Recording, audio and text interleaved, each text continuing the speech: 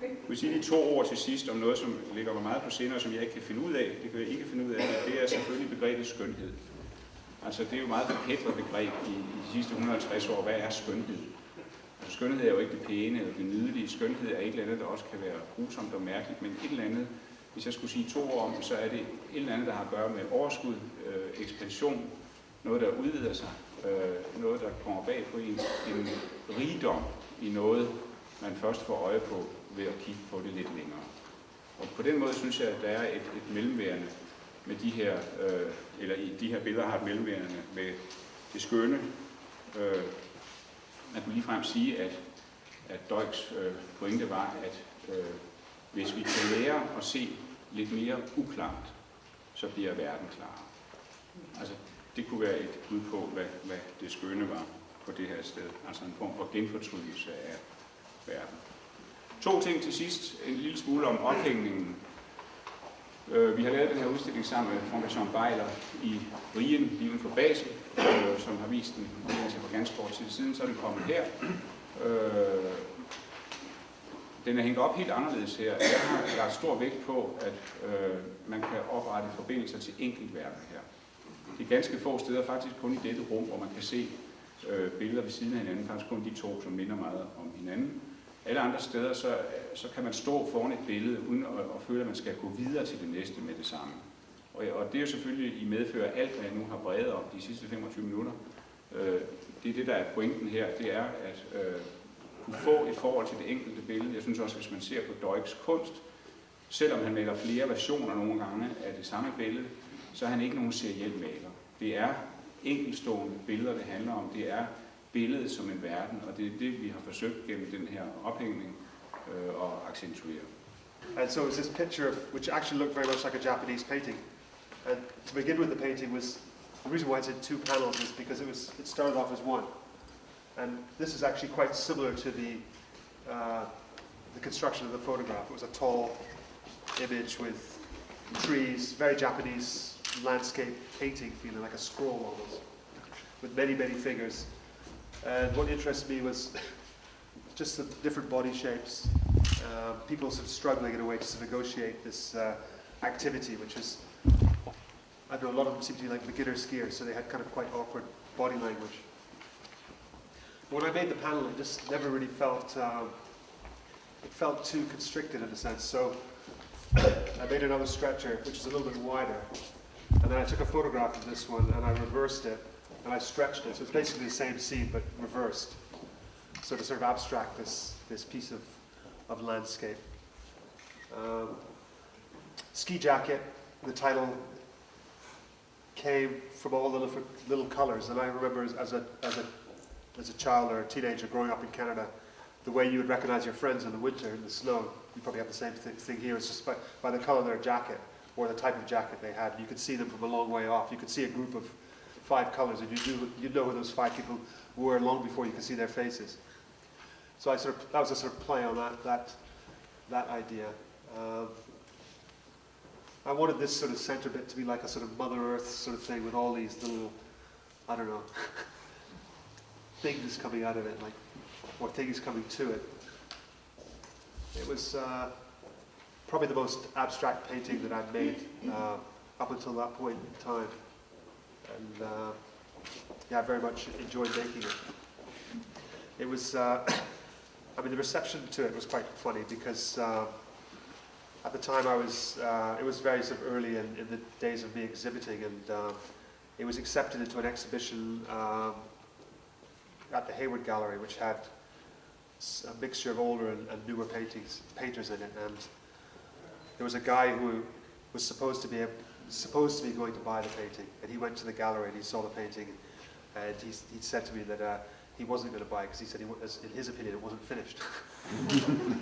So I was quite fortunate because then the people who did buy it were the Tate Gallery, so it went to a sort of a place where it gets seen more. So that was very nice.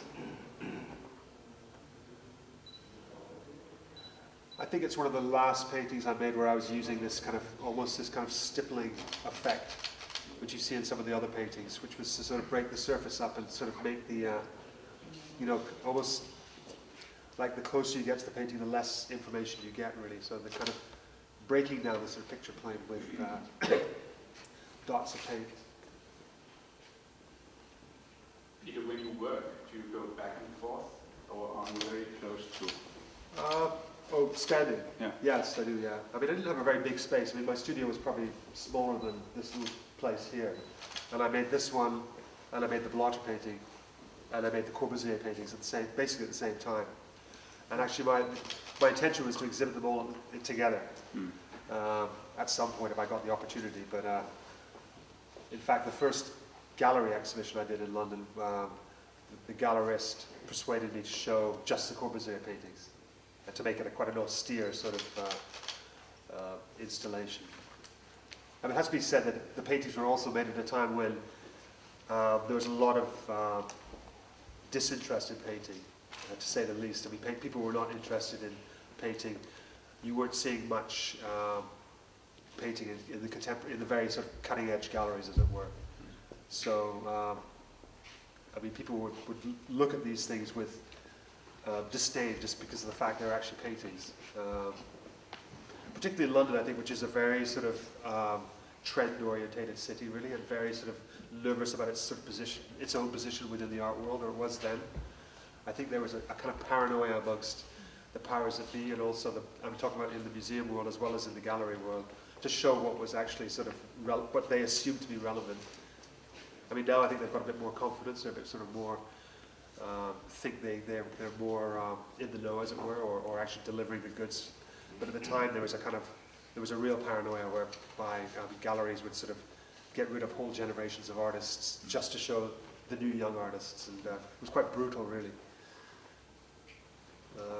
If anyone wants to ask this, go ahead. Yeah, if anyone wants to ask a question. Why do you think, I can just ask you, Peter, do you work in one flow, or do you have several paintings that you work and go back to? Yeah, I mean, I tend to work over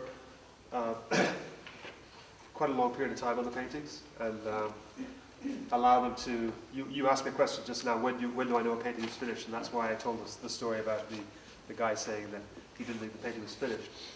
But I think one of the good things about having a painting in your studio for a long time is that you can come to terms with its sort of state, as it were. Like the painting upstairs, which is very sort of underworked, if you like, the red boat painting. I mean, it was never its intention to be that.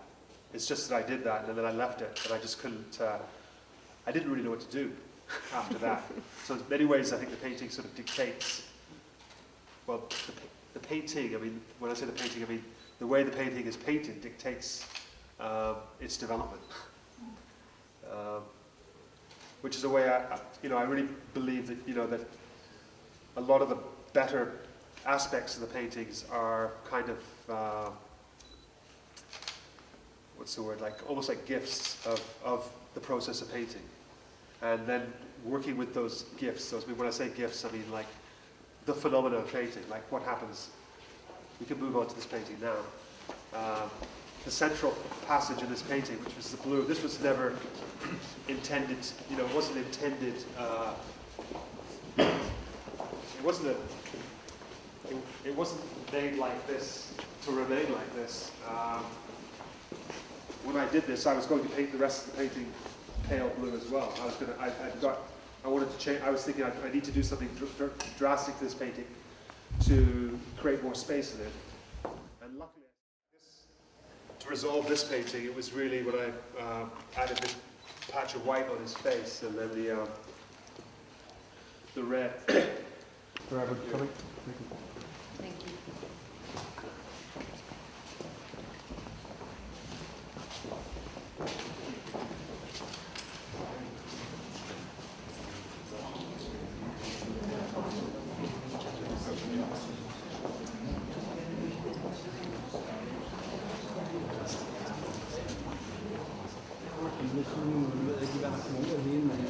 Hvis det bliver refereret til dem, så er det meget rart, man kan se. Hvad vil du have?